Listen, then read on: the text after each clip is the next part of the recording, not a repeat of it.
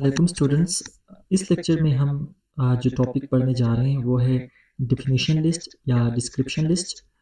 Definition terms और या उसको आमतौर पर डिफिनीशन टाइप भी कहा जाता है। उसके बाद हम पढ़ेंगे ब्लॉक कोट, ब्लॉक कोटेशन और क्यू इनलाइन कोटेशन एलिमेंट और साइटेशन जो हमारे पास एलिमेंट है। उससे पहले हमने लास्ट जो लेक्चर है उसमें दो तरह की लिस्ट हमने ऑलरेडी देख ली, जिसमें ऑर्डर लिस्ट और अनऑर्डर लिस्ट। इसी तरह HTML5 में एक और तरह का भी लिस्ट है जिसको हम आमतौर पर डिफिनेशन लिस्ट या डिस्क्रिप्शन लिस्ट उसको कहते हैं। अब जो डिफिनेशन लिस्ट है उसको आमतौर पर जो यूजेस हैं, अगर इसका मैं एक आपको एक एग्जांपल दिखाऊं तो इस तरह की हमारे पास लिस्ट को बनाने के लिए जिसमें कोई की वैल्यू पेयर का कोई कंसेप्ट बन रहा हो, जिस तरह आमतौर पर डिक्शनरीज में हम जो देखते हैं जहाँ पे मुख्तलिफ वर्ड्स दिए हुए हैं उनके अगेंस्ट उनकी मीनिंग्स वगैरह हमारे पास प्रोवाइड हैं। तो इस तरह के जो लिस्ट हैं जहाँ पे की वैल्यू का कोई इस तरह का कंसेप्ट बन रहा हो, तो इस तरह की लिस्ट को बनाने के लिए HTML हमें वो टैग प्रोवाइड करता है जिसे हम यूज़ कर सकते हैं, और वो है डिस्क्रिप्शन लिस्ट या आमतौर पर इसको डिफिनेशन लिस्ट भी कहा जाता है। अगर डॉक्यूमेंटेशन देखें MDN पे, DL टेक MDN अगर आप सर्च करें तो इसके बारे में आप मज़ीद पढ़ सकते हैं, जिसमें the DL HTML element represent a description list. The element includes a list of groups of terms होंगे उसमें using DT and description provided by DD. Common use for this element are to implement a glossary or to display metadata, a list की value pairs को अगर show करना हो। मिसाल के तौर पर इस तरह के हमारे पास कोई लिस्ट हो जिसमें ये हमारे पास एक लिस्ट है, इसमें यानी एक ट्रम है, उसके अगेंस्ट एक उसकी डिस्क्रिप्शन है। तो आमतौर पर जो हम डिफिनेशन लिस्ट को जो स्ट्रक्चर है वो कुछ इस तरह से फॉलो होता है, यानी DL ओपनिंग टैग और क्लोजिंग टैग, उसमें DT डिफिनेशन ट्रम या डिस्क्रिप्शन ट्रम, उसके अगेंस्ट उसकी डिफिनेशन डिस्क्रिप्शन DD, यानी DT डिस्क्रिप्शन ट्रम और DD डिफिनेशन डिस्क्रिप्शन। तो ये हमारे पास पैटर्न फॉलो होता है।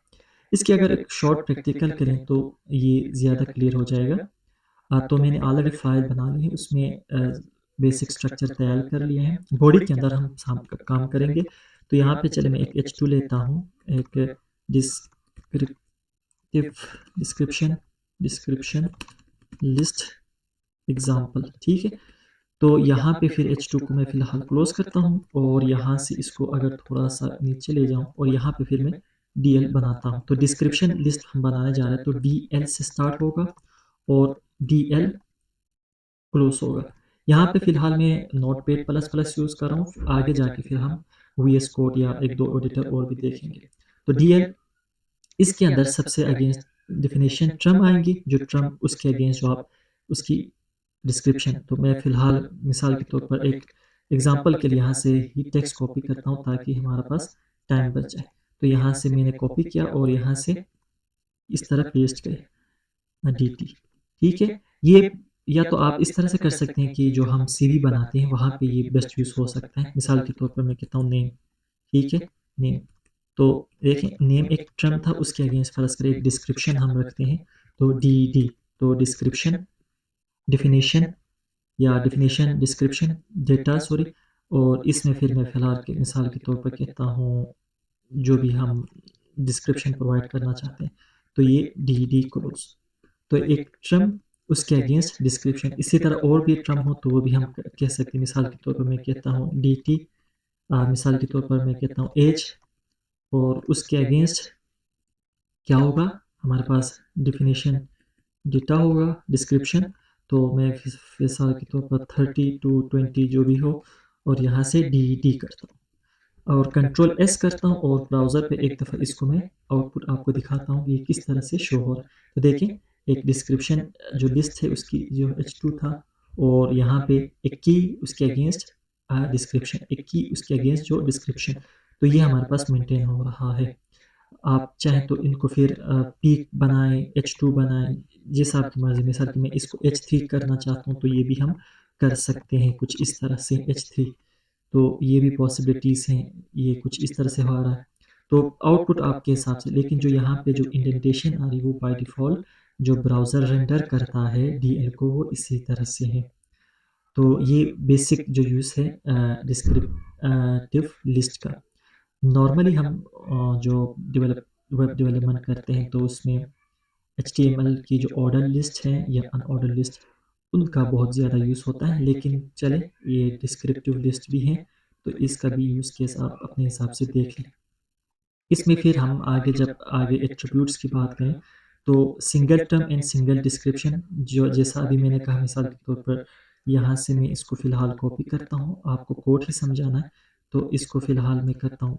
ये देखें, यानी डीएल यहाँ से क्लोज था और उसके अगेंस्ट एक टर्म, और यहाँ से इसको फ़िलहाल मैं करता हूँ इंडेंटेशन के थ्रू कुछ सही, और यहाँ से ये अब देखें डीएल ओपन हुआ और उसके अगेंस्ट एक टर्म था, उसके अगेंस्ट डिस्क्रिप्शन। इसी तरह ये रिपीट हो सकता है, एक टर्म और टर्म उसके अगेंस्ट डिस्क्रिप्शन। तो ये किसकी एग्जांपल है? Single term single description. अगर आउटपुट दिखाऊं तो ये देखें सिंगल टर्म और सिंगल डिस्क्रिप्शन, ये भी पॉसिबिलिटी है। Multiple terms and single description भी हो सकती हैं, जैसे कि यहाँ पे दिया हुआ है उन्होंने, यानी एक टर्म यानी एक मल्टीपल टर्म्स, मिसाल के तौर पर टर्म्स इस तरह बहुत सारे हो सकती हैं, उन तीनों के अगेंस्ट क्या हो सकती हैं? एक सिंगल डिस्क्रिप्शन हो सकती है, जिस तरह हमारे पास यहाँ पे मौजूद है। मैं इसको फ़िलहाल एक दो टर्म रखता हूँ। अब देखें दो टर्म है यहाँ पे, लेकिन उनके अगेंस्ट एक डिस्क्रिप्शन। कंट्रोल सेव करता हूँ और यहाँ पे आउटपुट आपको दिखाता हूँ ये किस तरह से हो रहा है। देखें मल्टीपल टर्म्स उसके अगेंस्ट सिंगल डिस्क्रिप्शन। इसी तरह और भी हमारे पास ये उसके रिजल्ट है, सिंगल टर्म मल्टीपल डिस्क्रिप्शन भी हम कर सकते हैं। ये आप खुद देख लें, यहाँ से पता भी चल रहा है। यानी डिफिनेशन डिस्क्रिप्टिव लिस्ट हम ओपन करेंगे, उसके अंदर फिर हम इनको नेस्टेड के थ्रू यूज़ करेंगे, यानी डी टी ये पैटर्न हम फॉलो करेंगे। तो यहाँ पे ये कौन सा है? सिंगल टर्म है, एक सिंगल टर्म है लेकिन उसके अगेंस्ट मल्टीपल डिस्क्रिप्शन, कुछ इस तरह से हमने ये देखने को मिल रहा है। इसी तरह मल्टीपल टर्म्स एंड डिस्क्रिप्शन भी हो सकते हैं, ठीक है, जिस तरह यहाँ पे दिया हुआ है एक टर्म उसके अगेंस्ट डिस्क्रिप्शन, टर्म डिस्क्रिप्शन, जिस तरह मैंने कहा था सीवी में ये बहुत यूज़फुल हो सकता है अगर आप वो सीवी कोई बनाना हो यूजिंग एचटीएमएल। जिस तरह यहाँ पे देखिए नेम, एक की उसके अगेंस्ट डिस्क्रिप्शन, एक की अगेंस्ट डिस्क्रिप्शन, तो ये पैटर्न फॉलो हम कर रहे हैं। बाकी इसके अलावा सीएसएस के थ्रू हम इसको फिर मज़ीद खूबसूरत बना सकते हैं, वो फिर हम सीएसएस में देखेंगे। तो ये बेसिकली उसकी कहानी है डिस्क्रिप्टिव लिस्ट की। उसकी आप देख रहे हैं इसको मज़ीद अगर आपको यूज़फुल लगता है तो। बाकी जो ये स्पेस यहाँ से आ रही वो बाय डिफ़ॉल्ट ब्राउज़र ट्रीट इसी तरह करता है। उसके बाद जो टॉपिक हमारे पास हैं ये था डिस्क्रिप्टिव लिस्ट या डेफिनेशन लिस्ट। उसके बाद जो छोटा सा टॉपिक और है वो है ब्लॉक कोड, और इसका भी यूज़ केस देख लें कहाँ पे हम यूज़ करते हैं। तो आमतौर पर कहा क्या होता है जब हम वेब डेवलपमेंट करते हैं तो बाज़ औक़ात हम कोई स्पेसिफिक सेक्शन ऑफ कंटेंट हम किसी और वेबसाइट से उठाते हैं। मिसाल के तौर पर मैं इसी को चलो कॉपी करता हूँ, यहाँ से जाके बॉडी से नीचे यहाँ पे पेस्ट करता हूँ, ठीक हो गया। और यहाँ से इसको कंट्रोल एस, और यहाँ से इसको फ़िलहाल मैं करता हूँ इस तरह, या ऐसे करता हूँ मैं इसको ना दोबारा ही बनाता हूँ, यानी ब्लॉक कोट हम इंसर्ट करेंगे ब्लॉक कोटेशन के लिए, और उसका मतलब क्या है वही देखते हैं। तो ब्लॉक कोट एंड हुआ। आमतौर पर क्या होते हैं हम बाज़ औक़ात जो कंटेंट है, मिसाल के तौर पर फ़र्ज़ करिए ये जो एक कंटेंट था ये मैंने कहीं किसी और वेबसाइट से ये मैंने उठा लिया, ठीक है। मिसाल के तौर पर इसको मैं यहाँ पे पेस्ट करता हूँ, कुछ इस तरह से है, और इसको फ़िलहाल आपको दिखाने के लिए कुछ इस तरह से करता हूँ, और यहाँ से कुछ इस तरह, ठीक है। फ़र्ज़ करिए ये जो पार्ट था, ये जो पार्ट ऑफ पैराग्राफ है, ब्लॉक ऑफ कंटेंट है, मैंने किसी और थर्ड पार्टी वेबसाइट से मैंने उठा लिया। तो बेस्ट प्रैक्टिसेस हम इसका रेफरेंस देना चाहें, ठीक है, यानी ये जो कंटेंट कहाँ से हमने उठाया, तो उसको करने के लिए हम ब्लॉक कोड का सहारा लेते हैं। ब्लॉक कोड यानी ब्लॉक कोटेशन आमतौर पर ये यूज़ होता है रेफरेंसिंग पर्पस के लिए। अगर आप यहाँ से ब्लॉक कोटेशन की एग्जांपल देखें, यहाँ पे the block code HTML element indicate that the enclosed text is an extended quotation है। बाकी इसकी अगर URL for the source of the quotation में be given using the cite attribute.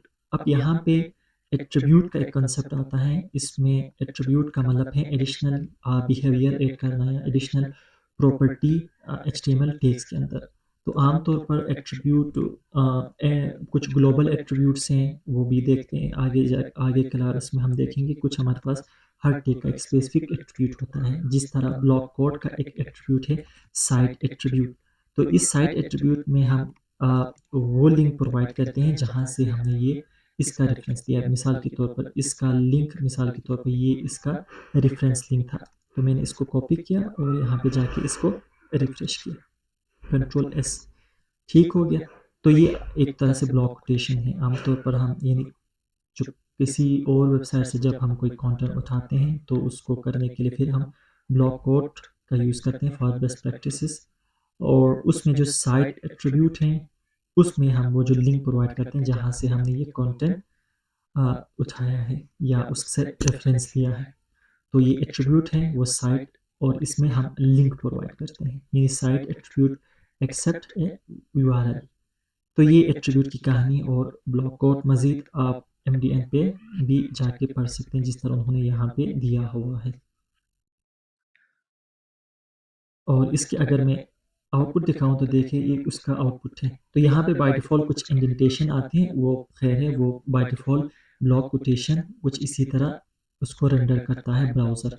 लेकिन आपने स्पेसिंग वगैरह के लिए कि ये ब्लॉक कोड यूज़ नहीं करना, वो फिर हम CSS में जाके करेंगे। तो आमतौर पर ब्लॉक कोड का पर्पस यही होता है, इन एक कंटेंट को अगर किसी और थर्ड पार्टी से उठाया है तो हम बेस्ट प्रैक्टिस से उसका रेफरेंस दें, तो हम कुछ इसी तरह करते हैं। तो साइट एट्रीब्यूट देना लाजमी है, तो साइट एट्रीब्यूट में हम वो लिंक पेस्ट करते हैं। ये ब्लॉक कोड का एक शॉर्ट सा एग्जांपल है। इसी तरह एक हमारे पास क्यू टैग भी होता है, उसको आमतौर पर इनलाइन कोटेशन कहा जाता है। ब्लॉक कोटेशन ब्लॉक ऑफ यानी सेवरल पैराग्राफ पे मुश्तमिल हो या एक एक्सटेंडेड ब्लॉक हो। लेकिन अगर आमतौर पर कुछ हमारे पास इनलाइंस कोटेशंस भी हो जाती हैं, उस केस में फिर हम ये क्यू टैग का यूज़ करते हैं, जिस तरह यहाँ पर उन्होंने एग्जांपल दिया हुआ है। ठीक है, दोनों का पर्पस वही है जैसे कि यहाँ पे दिया हुआ है। यानी यहाँ पे एक कोटेशन दिया, I am sorry Dave, I am afraid I can't do that. तो यहाँ पे एक इन लाइन कोटेशन, एक ही लाइन में हम इसको कर सकते हैं। तो उसको उन्होंने यानी क्यू टैग को यूज़ किया हुआ है। फिर क्यू टैग में भी वही साइट एट्रीब्यूट को में वो यूज़ होता है। तो साइट एट्रीब्यूट का पर्पस यानी जो यहाँ हमने क्यू टैग उठाया है उसका रेफरेंस एक तरह से। तो ये आप खुद देख लें, प्रैक्टिस कर लें। क्यू टैग दोनों का कोई काम सिमिलर है, बस क्यू हमारे पास इनलाइन कोटेशंस के लिए हम यूज़ करते हैं। ठीक है, इसमें इसके बाद जो आपका असाइनमेंट है वो एक सिंपल CV बनाएं यूजिंग HTML एलिमेंट्स। अभी तक जितने HTML एलिमेंट्स हमने देखे हैं, प्रैक्टिस हुई हैं, उनको देखते हुए एक सिंपल एक CV बनाएं और उसको कमेंट में मेंशन करें। और बाकी इसके अलावा जो रेफरेंस लिंक्स है वो आप उसमें देख सकते हैं। लेक्चर्स जो स्लाइड है वो यहाँ पे डिस्क्रिप्शन में मौजूद है, वहाँ से आप डाउनलोड कर लीजिएगा, कोड भी मौजूद है। तब तक के लिए फिर नेक्स्ट लेक्चर में फिर हम आगे कुछ और भी देखेंगे HTML के टैग्स। तब तक के लिए अल्लाह हाफिज़।